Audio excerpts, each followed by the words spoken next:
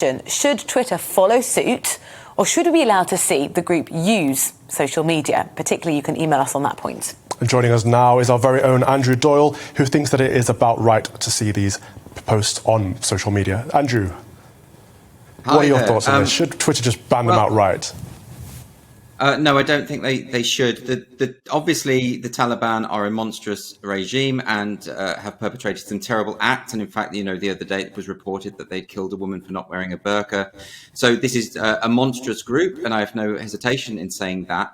But it is in our interests to know what they are thinking. And if they are on social media, and if they are staying within the law on social media, as in not inciting violence and that kind of thing, then it is in our interest to see it.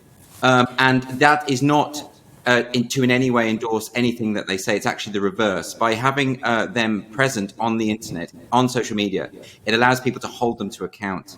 It allows people to attack what they're doing, as in criticize what they are doing, expose what they are doing. I think a lot of people don't know the full extent of what's going on. And, people like this do hoist themselves with their own petard. If you let bad people speak and express their terrible ideas, they don't end up being sustained by the light of day, because people can see them for what they are. So in that respect, I don't think we need to be protected from hearing from what they have to say. Quite the reverse. I think it's important that we do hear what they have to say. I guess the counter-argument to that, Andrew, might be that actually, the Taliban have been hosting press conferences. They're already in communications with many Western politicians. It's not that they're not being heard, and they certainly know how to amplify their voice when they want to. They don't need Twitter to do that.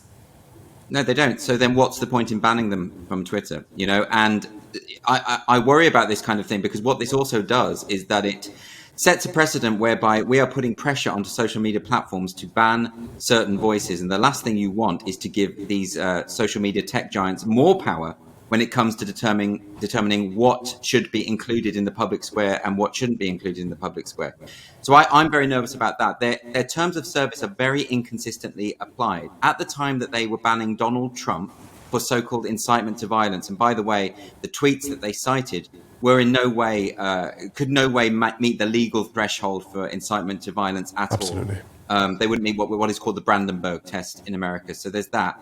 But as they were banning Donald Trump, the sitting president of the USA, Twitter had posts up from people like the supreme leader of Iran calling for the wholesale elimination of Israel. So there's someone on their platform calling for genocide. There are all sorts of horrible people on social media, and particularly on Twitter, saying some really, really awful things. And yet Twitter will often ban accounts for no good reason, really. Gender critical feminists, they'll just wipe their accounts out. We're not talking about people like the Taliban here. So the inconsistency there isn't good. And I think if you empower social media companies, and indeed put pressure on social media companies to exert further censorship, they're not just going to leave it with the Taliban. It's going to be they're going to end up censoring moderate voices as well, people that they just happen not to agree with. So actually, the principle is even bigger than just these few social media accounts. It's about what it enables the Silicon Valley tech giants to do in the future. Andrew, can you explain the rules to us? What kind of criteria are these social media giants using when they decide if they should or shouldn't ban an individual or a group?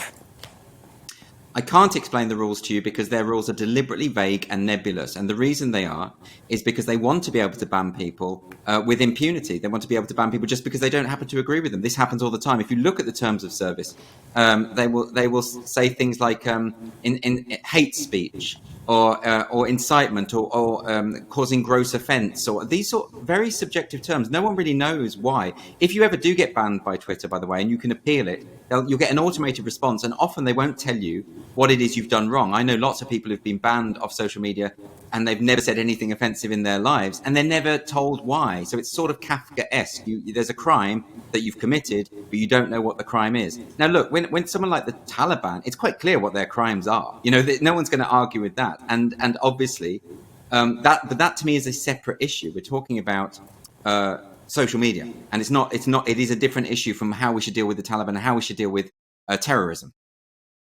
Purposefully obscure, because they'll say that they didn't ban Donald Trump for a political reason, they banned him for breaking their rules. But at the same time, they will suspend voices that are critical of COVID and say at the same time that they're, it's not political. How can that be the case? It's not double standards. Yeah.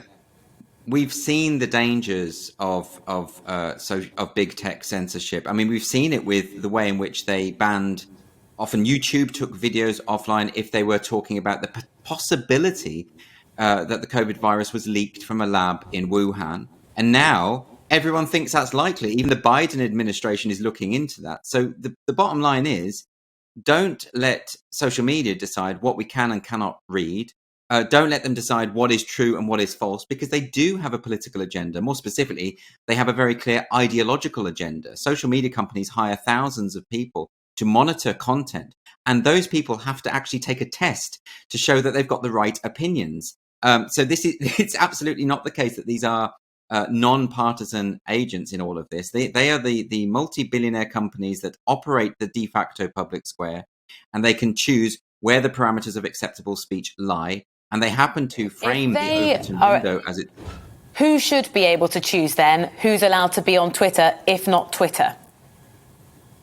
Well, Twitter claims to be a platform, not a publisher. Whenever it is sued for content that exists on its platform, for instance, libelous content, it will cite the Communications Decency Act, which protects it and says that it is simply a platform and therefore it is not responsible. It should not be held responsible for removing all illegal content on its site. Well, however, because of the way that Twitter behaves and because of the way they use the loopholes, they do in fact curate material on their site. They do in fact ban people who have not broken the law but have simply expressed an unfashionable opinion.